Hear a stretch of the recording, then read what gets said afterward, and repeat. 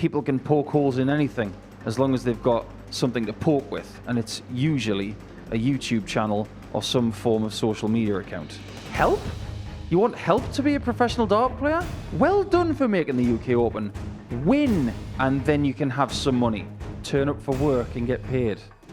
That's professional sport, is it? Poppycock. You want to turn up and get something for nothing? You're in the wrong sport. So if you expect to have a full-time job and then go to the PDC Pro Tour and succeed there, and you think you can have best of both worlds, good luck to you.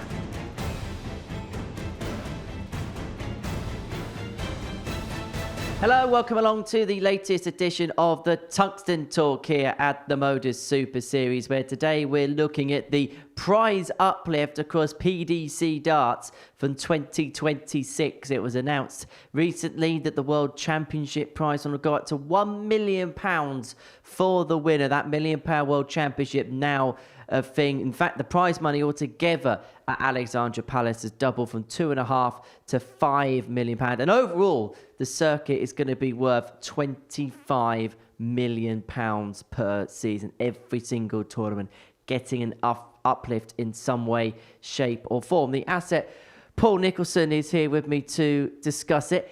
Fair to say that it's got tails wagging, fair to say it's got people talking, but I suppose the one thing that everybody can agree on, more money in the sport is a good thing for the sport. Unquestionably. It's a very bold move to do it so soon, but obviously a new TV deal was signed by Matchroom Sport recently, and they haven't messed around. It's refreshing, quite frankly, in an era of sport where sometimes it takes a fair bit of time for the money to fall down to where it should be. I think this is a very bold move, done very quickly, and it's got everybody excited, and there are definitive headlines for it. Is the key behind it the fact that because darts is in such a good place, as you mentioned, new TV deals being signed, is you kind of have to strike while the iron's hot, and if you don't do that, then maybe you find yourself behind the 8 ball again? I think Matchroom as a company understand this very well. They've done a great job with boxing, and in previous guises, they've done great stuff with poker. They were really hot on that when it was a big thing. Obviously, not so much these days. But darts is a hot commodity right now, so they understand that if they're going to strike, they might as well do it while the Premier League's on, while it's on TV every Thursday night, so that the press can get a hold of it and basically run with what is an era-changing headline. Could you have imagined this much money would ever be in the sport? If you'd asked me that question about a year ago, I'd have said yes. If you'd have asked me that question 15 years ago, I'd have said I'm not really sure. I did believe Barry Hearn when he said he wanted the world champion to have £1 million as a winner's cheque. But I didn't think that'll be until the 2030s, I'll be honest about that. So to see it happen in 2026, it's magnificent. It is a wonderful prize for the winner, and there are lots of people thinking that it will skew the rankings possibly in the wrong way. But I think that's an argument for down the track. As for right now, this will motivate a lot of people who believe they can be world champion, and everybody will want to have that first ever 7-figure check. Because you're always going to be remembered as the first £1 million world champion, whoever picks up the Sid Waddell Trophy in January 2026. Yeah, I remember the first time that £100,000 was on offer for a 9-darter when Phil Taylor got it. It was a monstrous thing. I remember being ready for a darts night myself over 20 years ago and watching the match play and seeing Phil Taylor hit that 9-darter, and the talk for the rest of the week was somebody's just won £100,000 for one leg of darts. This is the modern incarnation of that moment, because 7 figures is the next step, isn't it? Now, I don't foresee in my lifetime there ever being a £10 million world champion winning check. But we just don't know, do we? Because we've seen what's happened with the FedEx Cup in golf. That's gone up exponentially. So the popularity of the sport is taking us to new heights. And I suppose as well, just because of the figure it is, I remember in football when the first £1 million footballer became a thing. It's not just a dart story headline, is it? I suppose it's a bit more of a broader sporting headline at that. Yeah, I guess it is. I think when you consider how many times we've seen things change overall in sport. Ask someone like Nick Faldo when he was winning majors in the 80s and 90s what the winners' checks were like back then. Even ask Greg Norman or, people just before Tiger Woods hit the sport. Things have changed in this sport because of Luke Littler. Other people have had their impact, don't get me wrong. Van Gerwen's had a huge impact. People like Price, people like Michael Smith, people who have won world championships and cashed that 500 grand check, they have made a difference. But the difference that Littler's made in the last 18 months, we've all felt it. Every person who works in this sport has felt it. And I suppose at this early stage, he's only 18 years of age, but he's had such an effect that we need to say thank you for what he's done, because look what's happened next.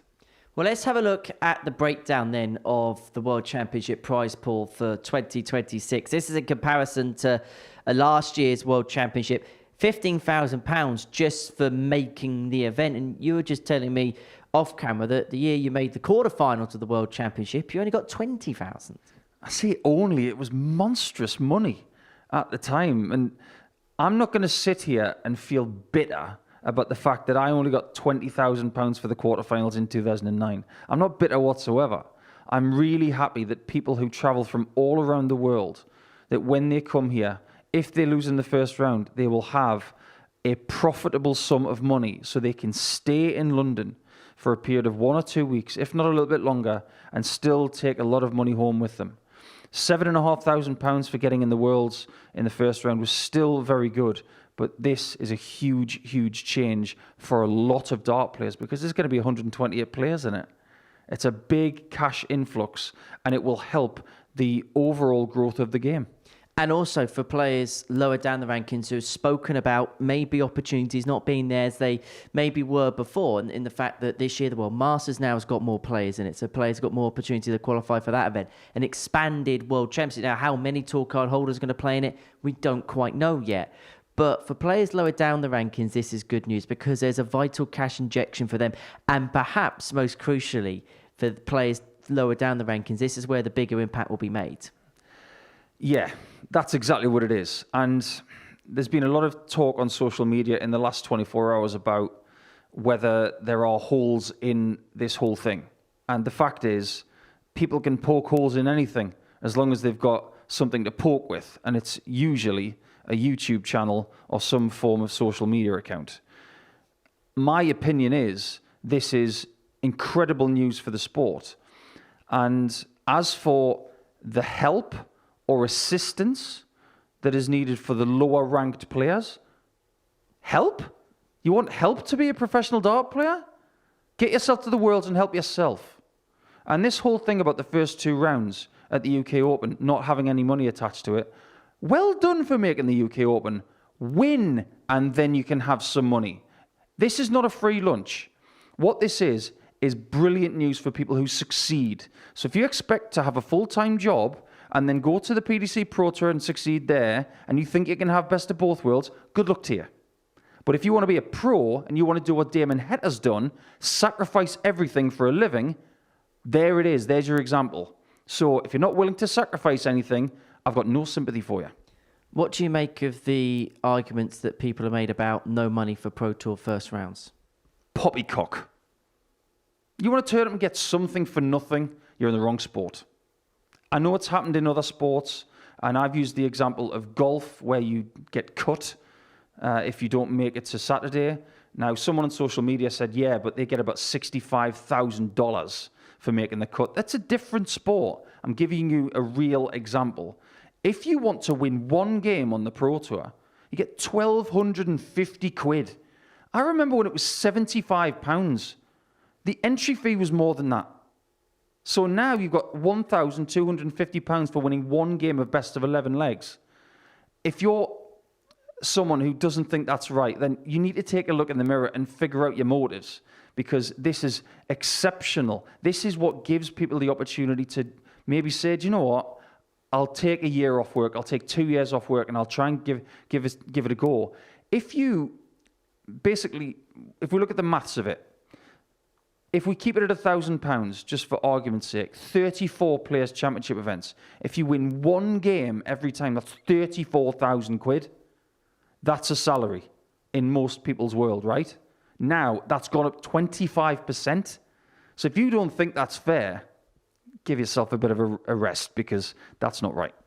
I suppose one argument people have made is the fact that most people turn up to work, and when they turn up to work, they get paid. And in this instance, maybe some players don't. What would be your response to that argument? Turn up for work and get paid. That's professional sport, is it? If you work in an office, you work on a building site, you are putting your time in and will get paid. This is professional sport where it's performance related. Now, one game to get paid a decent amount of money for winning one game is more than fair. And there are no entry fees either. That's been the case, and people take that for granted. I come from an era where we paid £105 every event. Imagine the pressure of that. Imagine the pressure of paying for your mortgage, and you have to go through multiple rounds to be able to do that. Now it's one round. Performance-related pay is what professional sport is all about. This is not a team sport. This is not Manchester United. This is not Newcastle United, where you're guaranteed 50 grand a week. This is an individual sport. Turn up, perform, get paid. There's no perform, there's no preparation, get nothing. It's totally fair. Plenty more to discuss, and we shall do that on the other side of this short break here on the Tungsten Talk here at the MODUS Super Series. We're going to be discussing more about the prize structure and what it means for the other tournaments within the professional game.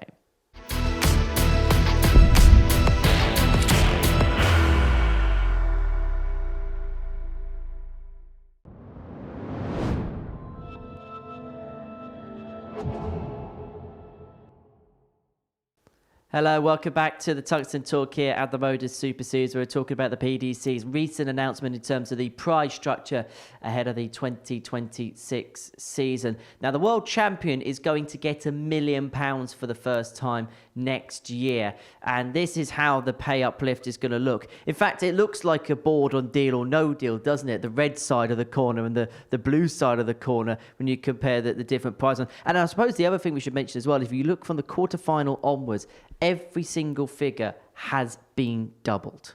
Yes, that's really important, because I remember when they brought it up to £50,000 for the quarterfinals, and everybody was aghast at that. But now that it's six figures for the quarterfinals, people are going to be playing in matches for an amount of money that they've never played in before. We talk a lot on New Year's Day when the World Championship gets to the quarterfinals. Has anybody played in a game for 50,000 quid? And a lot of the time these days they have, because it's a lot more common.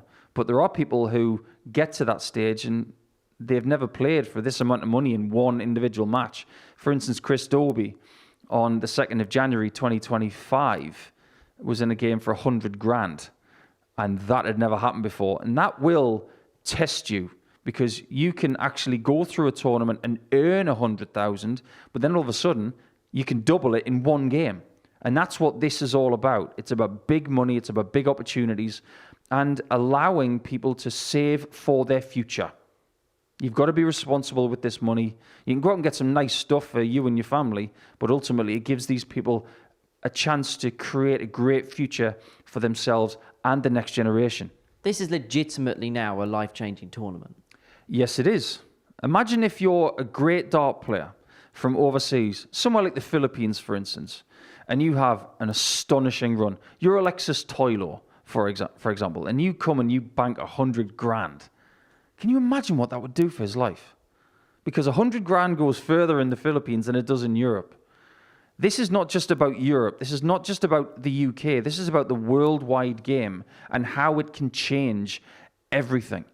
There are people in Australia and New Zealand right now dreaming of the ANZ Premier League, and they're thinking now, I've got to get to this tournament, because if I do, think of the Aussie or Kiwi dollars I can have based on what is on offer.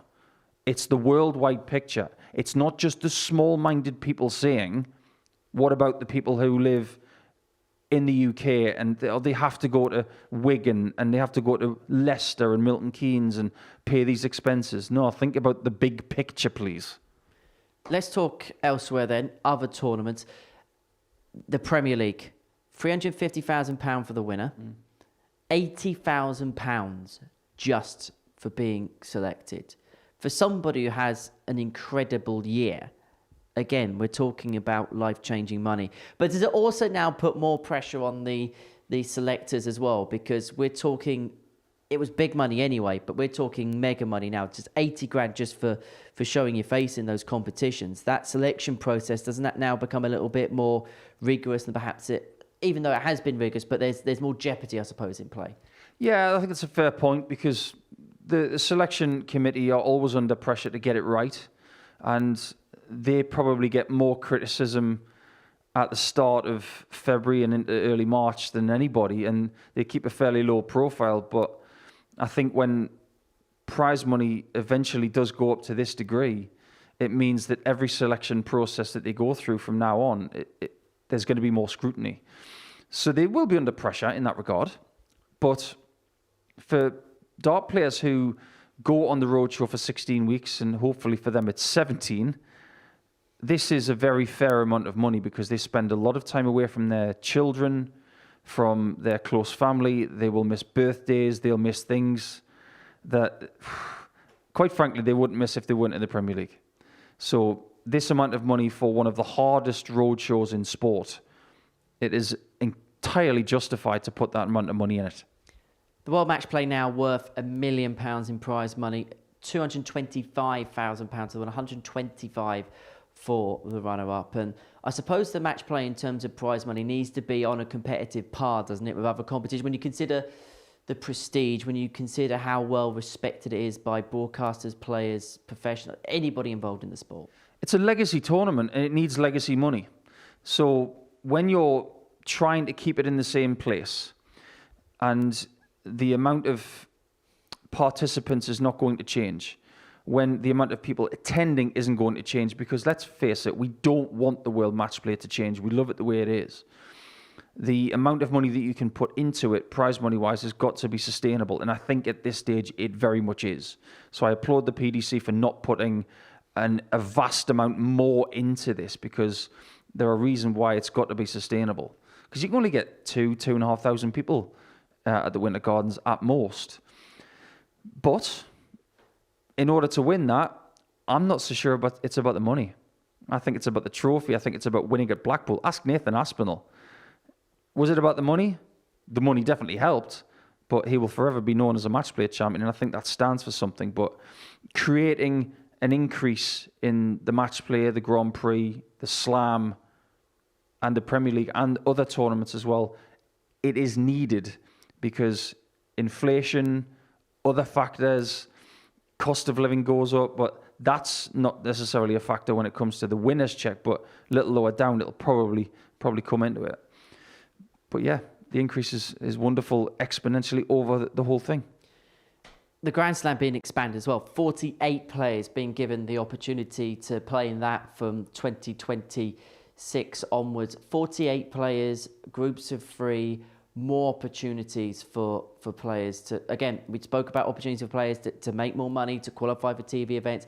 That's another route and another pathway. It is, and because the Grand Slam is a ranked event and has been for nearly 13 years now, you have to allow more tour card holders to get ranking money from it. So when we come round to early November, we talk a lot about the end of the Players' Championship schedule, and how many opportunities do players have to save their tour privileges if they don't make it to Minehead, or indeed make it to the World Championship. It feels at this stage, without having all of the information, that it may be a little easier to get to the World Championship, maybe a little bit easier to get into the Grand Slam of darts, but it may give more opportunities to people to get themselves into the top 64 and stay there. The Grand Slam being a 48-person field is exciting, because over the last few years it's been very difficult to get in there. And I will be fascinated to see what they do with the criteria, because I think if you win on tour, you should be in that tournament, whether it's a Players' Championship event, whether it's a European Tour event or something else. If you win, you're in.